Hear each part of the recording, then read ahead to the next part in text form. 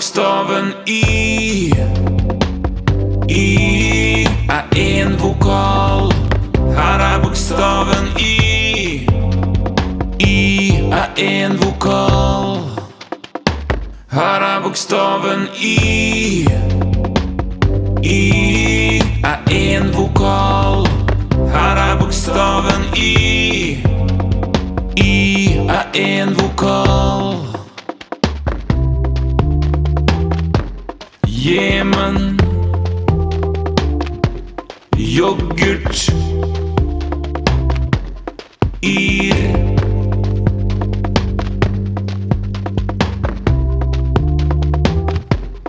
Ylva, Yvonne, Ylvis.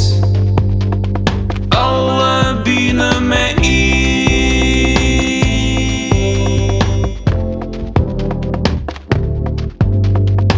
Her bokstaven I. I en vokal. Her bokstaven I.